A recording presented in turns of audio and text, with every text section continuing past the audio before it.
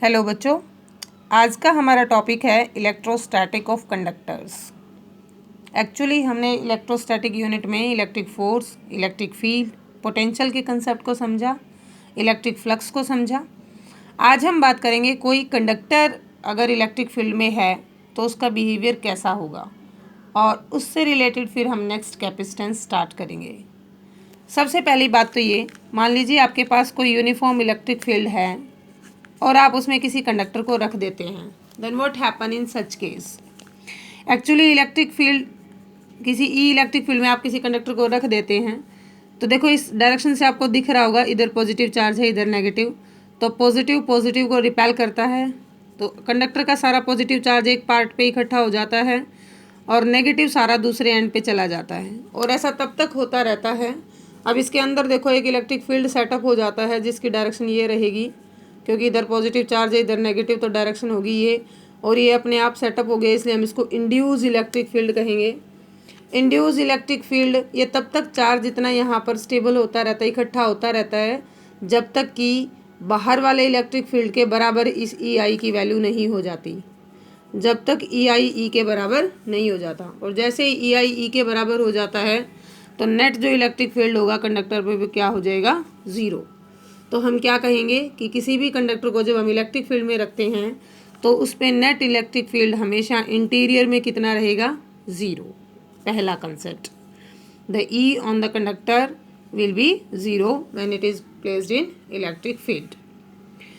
अब यहाँ पर बात करते हैं कि अगर मान लीजिए किसी कंडक्टर को हमने इलेक्ट्रिक फील्ड में रख दिया, उसके अंदर चार्ज नहीं है, तो चार्ज कहाँ पर रहेगा? चार्ज हम कहाँ पर उसको गिवन कर सकते हैं? Any charge given to the conductor reside only on the surface, outer surface पर ही रहेगा चार्ज, अंदर कोई चार्ज नहीं रहेगा। और जो वॉल्यूम डेंसिटी है चार्ज की, वो कंडक्टर के अंदर ज़ीरो रहेगी, क्योंकि अंदर कोई चार्ज है ही नहीं। अगर हम ऐसा इसको कर कैसे सकते हैं? मान लीजिए कोई सरफेस आपने यहाँ से कट कर लिया या अंदर से कट कर लिया, तो यहाँ पे टोटल इलेक्ट्रिक फ्लक्स ज़ीरो आएगा। फ्लक्स ज़ीरो आ गया, इसका मतलब इलेक्ट्रिक फील्ड ज़ीरो है, ई ज़ीरो है, इसका मतलब क्यू ज़ीरो है। हमेशा याद रखिएगा कि जो चार्ज है कंडक्टर के ऊपर वो सरफेस पे रहेगा, और इनसाइड में हमेशा क्या रहेगा? ज़ीरो। नेक्स्ट है आपके पास कि जो इलेक्ट्रिक फील्ड है सरफेस पर वो हमेशा आउटसाइड में रहेगा और परपेंडिकुलर रहेगा। अगर हम इसका इलेक्ट्रिक फील्ड हमेशा सरफेस पे परपेंडिकुलर रहेगा। अगर हम इसका दूसरा कॉन्सेप्ट ले लें कि मान लीजिए इलेक्ट्रिक फील्ड पैरेलल होता सरफेस के, ई पैरेलल होता सरफेस के, देन क्या होता? तो वहाँ पर हम ये दिखाते हैं कि जो चार्ज है वो फ्लो करने लग गया है in the direction of electric field, और चार्ज का फ्लो हम यहाँ पर पढ़ नहीं रहे, चार्ज हमारा रेस्ट पर है क्योंकि हम इलेक्ट्रोस्टैटिक स्टडी कर रहे हैं। So the electric field will be perpendicular to the surface.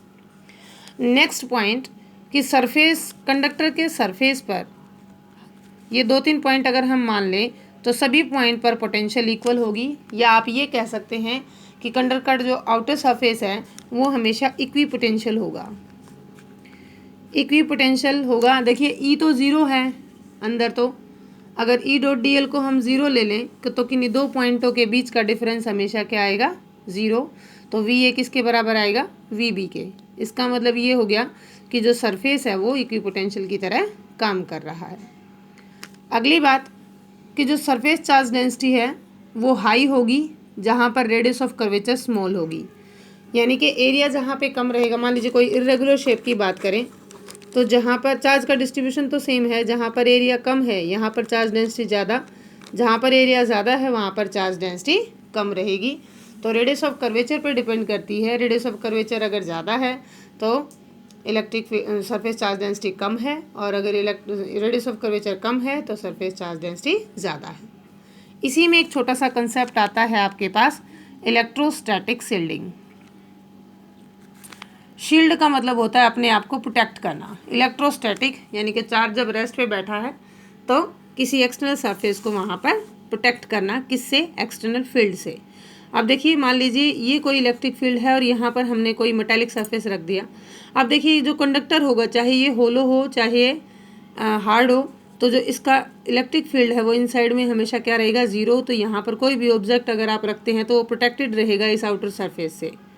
जैसे कि हम बात करें थंडरिंग या लाइटनिंग के समय, अगर आप किसी कार के अंदर बैठे, शर्त है कि आप उस कार के सरफेस को छुए ना, तो कार के अंदर कार एक होलो कंडक्टर की तरह काम करेगा, वहाँ पर आप सेफ हैं।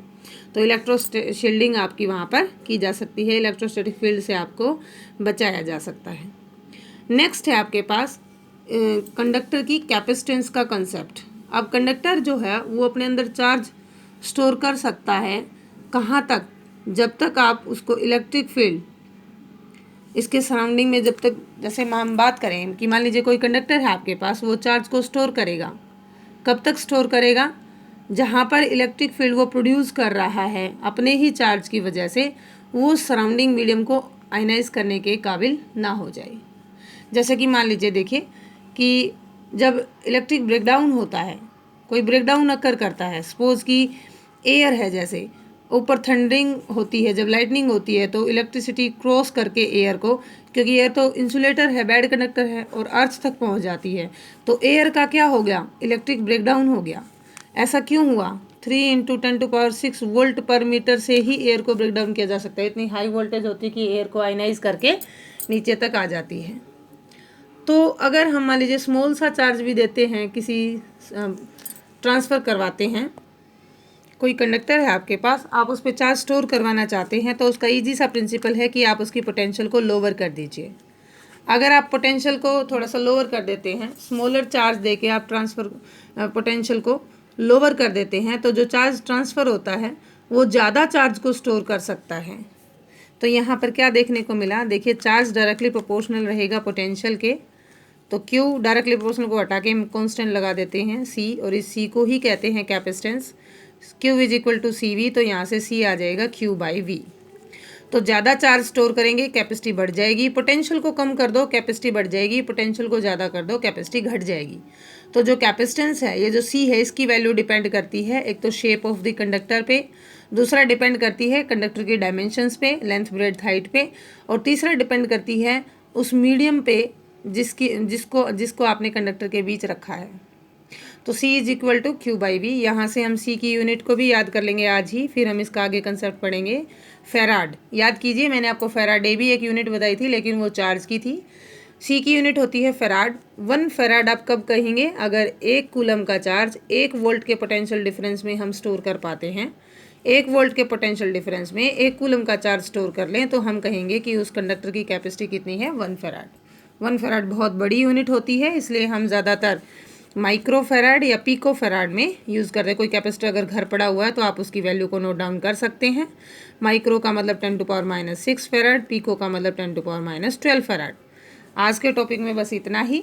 आगे कैपेसिटेंस को हम पूरा डिटेल में स्टडी करेंगे, तब तक आप इस कॉन्सेप्ट को अच्छे से पढ़िए, बुक को ज़रूर पढ़ते रहिए। Utilise your time. Thanks for watching and keep watching.